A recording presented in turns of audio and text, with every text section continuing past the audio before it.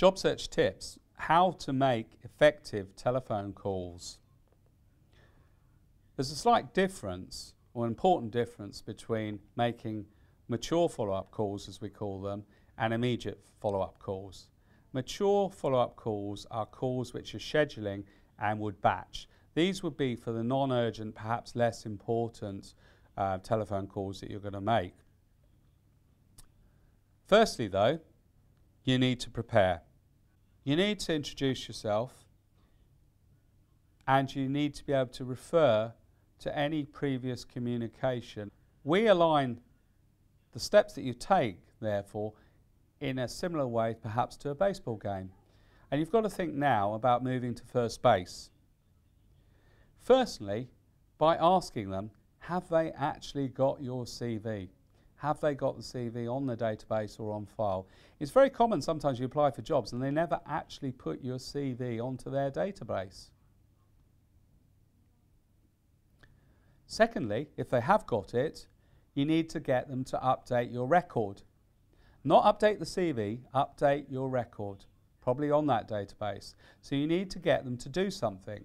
So maybe type something in about your availability, or even, why not get them to have an additional email address? Say you've had trouble with your current email address and give them a new one. You'll soon know if you're not on the database, if they can't find you or don't know anything about your first email address. Move to third base. Talk about your strengths, your personal strengths as a human being and your business strengths and your skills. This is a whole topic in itself, but you need to keep it down to about 5 or 6 key skills that you can talk about very concisely and perhaps impress people with. Last base, network. Make sure that you're able to recontact them and that you're on their radar. You need to be memorable, but ask them directly whether you can join their network.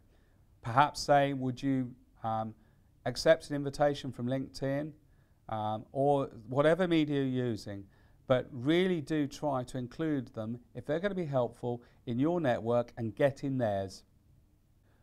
For the immediate follow-up, this is the job that you've got a really good chance to fit and you've got a very good chance of getting.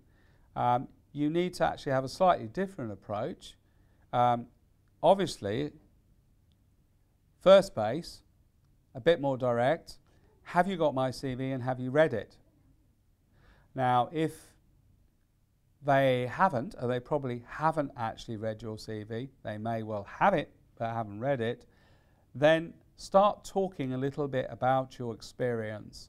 And as you do, you may be aware that they've found your CV and they start to open it, and you'll very soon get the gist if they ask you a few very relevant questions. They've actually got your CV open. Now this is an ideal opportunity to then move on and sell your strengths. So second base, talk about your strengths and core competencies relevant to this role. Be concise, be effective, sound really enthusiastic, and you'll find that you could well be the person they want to recommend for interview. Move to third base and ask them, are they going to send your CV to the client? Will they push to get you recommended for an interview?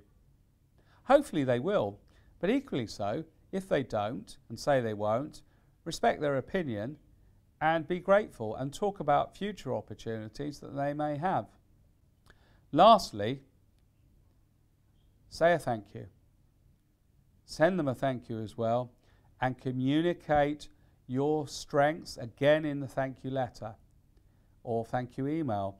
Make sure they understand what your core USP and competencies are and how relevant it is to the role. Also, make sure they understand that you really are enthusiastic for the role.